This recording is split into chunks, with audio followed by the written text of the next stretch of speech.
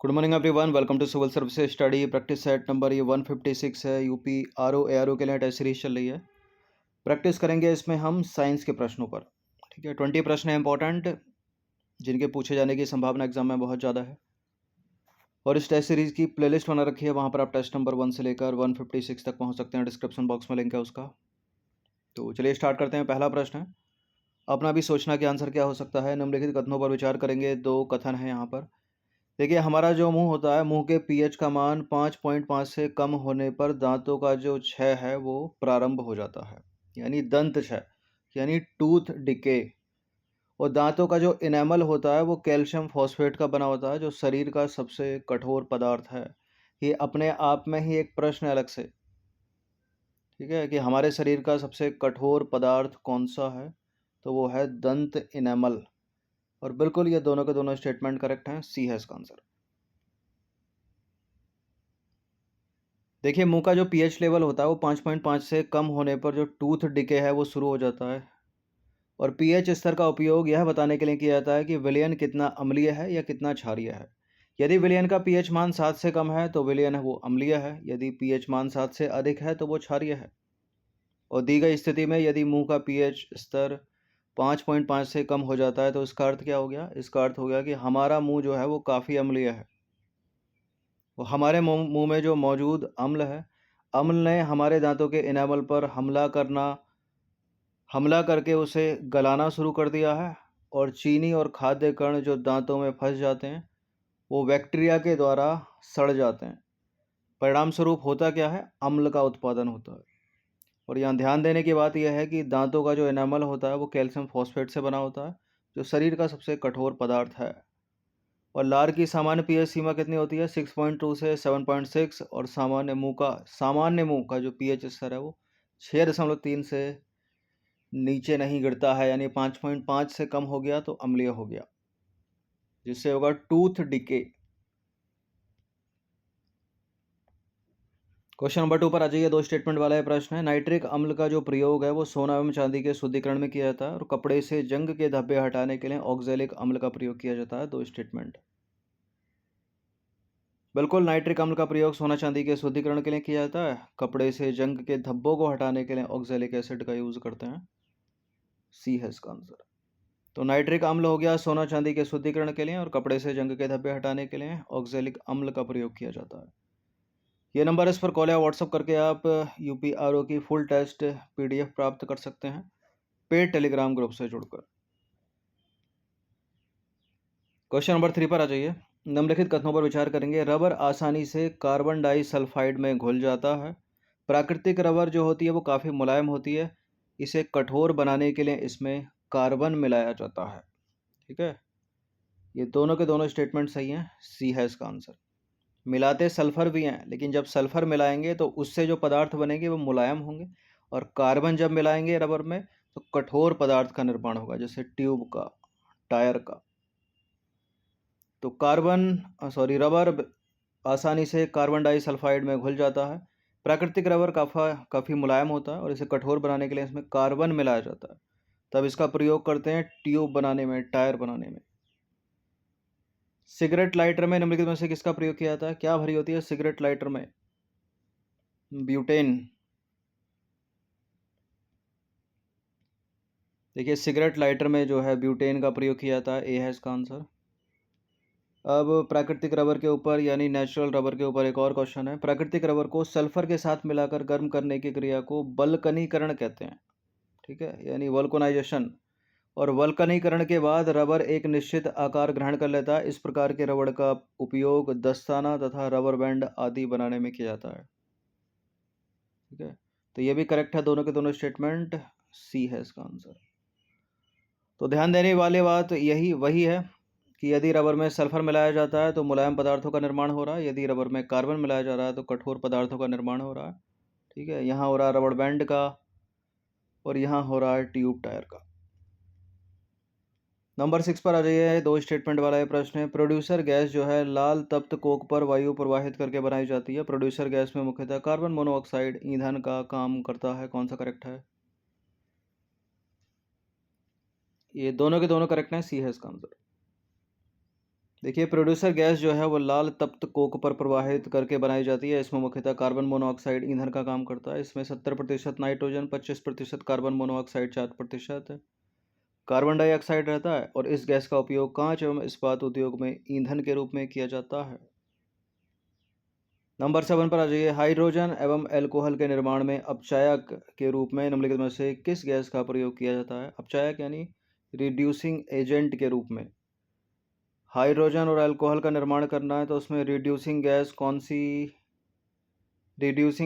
कौन सी गैस है? वो है वाटर गैस, जल गैस।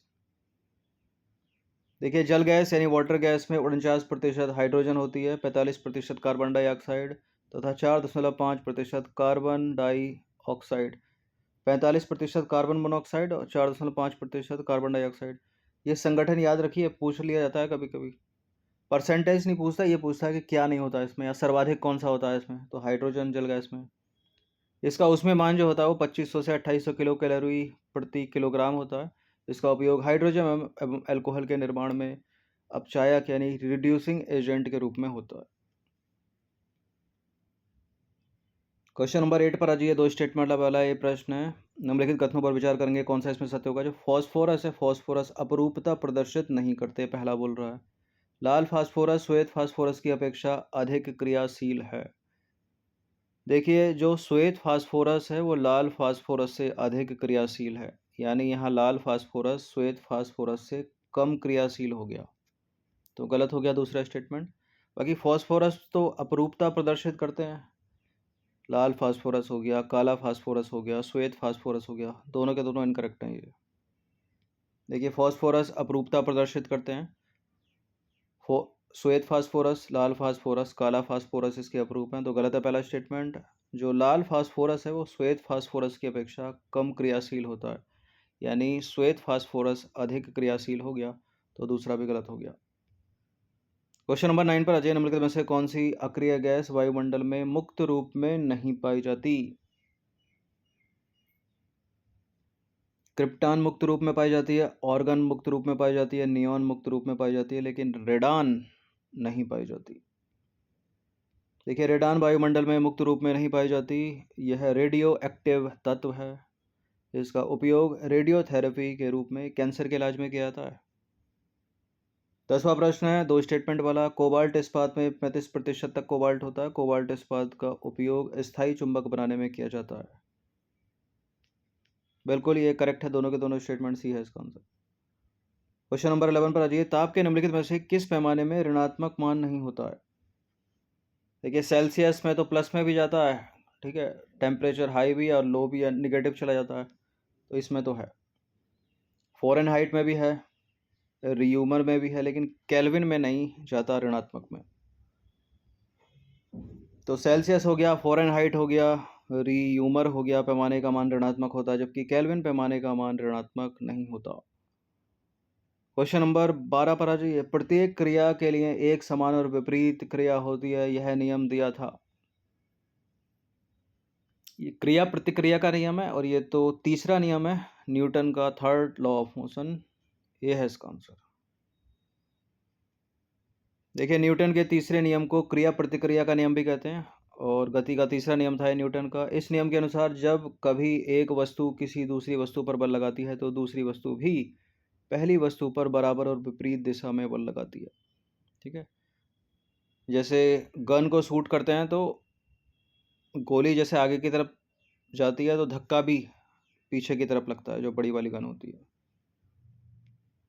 क्वेश्चन नंबर 13 पर अजय निम्नलिखित कथनों पर विचार करेंगे। पहला स्टेटमेंट है, जब कोई जहाज नदी से निकलकर सागर में प्रवेश करता है तो वह कुछ ऊपर उठ जाता है और सागर का जो जल घनत्व होता है वो नदी के जल घनत्व से अधिक होता है। बिल्कुल इसी कारण जो है वो ऊपर उठता है, और यहीं अगर कम हो जाता तो दूसरा स्टेटमेंट गलत हो जाता, लेकिन सही है दोनों।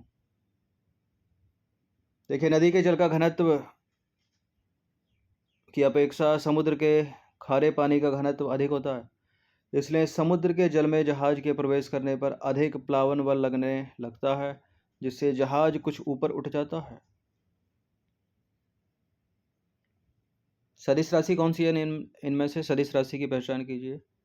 वेग, संवेग, आवेग, त्वरण, ये सब सदिश राशियां हैं। विस्थापन भी एक सदिश राशि है, समय एक अदिश राशि है, चाल अदिश राशि है, दूरी एक अदिश राशि है। सी है इसका आंसर। देखिए भौतिक राशियां जिसमें परिमाण एवं दिशा दोनों होते हैं वो सदिश राशियां कहलाती हैं। संवेग, वेग, बल, त्वरण, विस्थापन ये सब सदिश राशियां हैं। किसी वस्तु द्वारा निश्चित दिशा में चली गई दूरी विस्थापन कहलाती है और विस्थापन भी एक सदिश राशि है। क्वेश्चन नंबर 15 पर अजय निम्नलिखित में से कौन सा पेट्रोलियम परिष्करण का उपोत्पाद है? उपोत्पाद यानी बाई प्रोडक्ट कौन सा है? पेट्रोल, कोयला, चारकोल, एसफॉल्ट। ठीक है, डी है इसका आंसर। तो अपरिष्कृत पेट्रोलियम के निरंतर प्रभाजी आसवन द्वारा औद्योगिक उपयोग के विभिन्न उत्पाद प्राप्त किए जाते हैं और यह प्रक्रिया परिष्करण कहलाती है। और एसफॉल्ट पेट्रोलियम का परिशोधन करने के दौरान उत्पन्न होता है एसफॉल्ट। नंबर 16 पर आ जाइए। नंबर 16 में 4 स्टेटमेंट है, कौन सा इनकरेक्ट है वो बताना है। एस्टिग्मेटिज्म एक बीमारी है आंखों की। शरीर में हीमोग्लोबिन का कार्य है ऑक्सीजन का परिवहन करना। और भारत में विशाल भंडार पाया जाता है रेडियोधर्मी पदार्थ का। और मानव की आंख की रेटिना पर जो प्रतिबिंब बनता है वो वास्तविक और सीधा बनता है। देखिए रेटिना पर जो प्रतिबिंब बनता है वो रियल बनता है और इन्वर्टेड बनेगा। ठीक है, यानी वास्तविक और उल्टा बनेगा, तो गलत है डी। तो हमारी आंख की रेटिना पर जो प्रतिबिंब बनता है वो वास्तविक बनता है और उल्टा बनता है। ठीक है, रियल और इन्वर्टेड, इस चीज़ को याद रखिएगा, इंपॉर्टेंट है ये। नंबर 17 पर आ जाइए। फोटोग्राफी में उपयोग किया जाने वाला प्रकाश संवेदी यौगिक कौन सा है? ये इंपॉर्टेंट प्रश्न है सब सारे के सारे। ठीक है, फोटोग्राफी में किसका यूज़, आर्टिफिशियल रेंज जो कराते हैं उसमें किसका यूज़? तो इसका है सिल्वर ब्रोमाइड। देखिए फोटोग्राफी में उपयोग किया जाने वाला जो प्रकाश संवेदी यौगिक है वो है सिल्वर ब्रोमाइड। क्वेश्चन नंबर 18 पर आ जाइए। 4 में से कोई एक गलत है। विद्युत ऊर्जा को यांत्रिक ऊर्जा में बदलता है विद्युत मोटर, यानी इलेक्ट्रिक एनर्जी को काइनेटिक एनर्जी में चेंज करता है विद्युत मोटर। प्रतिध्वनि सुनी जाती है ध्वनि तरंगों के परावर्तन के कारण। एसिड बदलता है नीले लिटमस को लाल में। रेक्टिफायर का प्रयोग किया जाता है हाई वोल्टेज एसी को निम्न वोल्टेज एसी में बदलने के लिए। देखिए जो ट्रांसफॉर्मर होता है वो हाई वोल्टेज एसी को निम्न वोल्टेज एसी में बदलता है, ना कि रेक्टिफायर। रेक्टिफायर तो एसी को डीसी में बदलता है, तो ये सब पता होना चाहिए। तो रेक्टिफायर का जो प्रयोग है या उपयोग है वो एसी को डीसी में बदलने के लिए किया जाता है, जबकि हाई वोल्टेज एसी को निम्न वोल्टेज एसी में बदलने के लिए ट्रांसफॉर्मर काम करता है। हमारा जो एडाप्टर है मोबाइल का वो ट्रांसफॉर्मर ही एक तरह से हाई वोल्टेज एसी को एसी में बदलता है निम्न वोल्टेज में, वरना मोबाइल ही फट जाए। क्वेश्चन नंबर 9 पर आ जाइए। निम्नलिखित में से कौन सा एक सही नहीं है, सॉरी सही समझ लेते कोई एक। मानव शरीर में सबसे ज़्यादा पाया जाने वाला तत्व ऑक्सीजन है, बहुत पूछा गया है सवाल। और ग्रहों की गति के नियम दिए केपलर ने। वॉशिंग सोडा का रासायनिक नाम है सोडियम कार्बोनेट। ये तो सारे करेक्ट हो गए, डी है इसका आंसर। क्वेश्चन नंबर 20 पर आ जाइए। अंतिम प्रश्न है ये, और प्रश्न है 5 स्टेटमेंट वाला। देखिए ध्वनि यात्रा करती है अनुदैर्ध्य तरंग के रूप में। अनुप्रस्थ हो जाता तो गलत हो जाता, करेक्ट है पहला। सोनार मुख्यतः उपयोग किया जाता है समुद्री यात्रियों के लिए। और सूर्य में नाभिकीय ईंधन हाइड्रोजन है। रेडियो धर्मिता की खोज हेनरी बेकुरल ने की और फलों के अध्ययन को पोमोलॉजी कहते हैं। सूर्य में नाभिकीय ईंधन हाइड्रोजन की जगह अगर हीलियम भी होता तब भी करेक्ट हो जाता। ठीक है, तो करेक्ट है पहला, दूसरा, तीसरा, चौथा, पांचवा। तो 1 2 3 4 5 डी है इसका आंसर। देखिए ध्वनि को यात्रा करने के लिए होती है एक माध्यम यानी मीडियम की आवश्यकता। वैक्यूम में नहीं चलती ध्वनि। तो ध्वनि तरंग यांत्रिक और अनुप्रस्थ तरंग है। बाकी सूर्य एक बड़ा तारा है जो हाइड्रोजन के परमाणु संलयन द्वारा ऊर्जा का उत्पादन करता है। ऊर्जा हाइड्रोजन के नाभिकीय संलयन द्वारा हीलियम में निर्मित होती है। ठीक है, तो हाइड्रोजन और हीलियम दोनों सही हैं सूर्य में नाभिकीय ईंधन के रूप में। तो ये 20 प्रश्न थे, साइंस के इम्पोर्टेंट है। फुल टेस्ट सीरीज से आप जुड़ सकते हो RO की। ये नंबर इस पर कॉल या व्हाट्सअप करके। बाकी UPPCS 24 के लिए भी टेस्ट सीरीज चल रही है, उसकी भी प्रैक्टिस करते रहिएगा। धन्यवाद।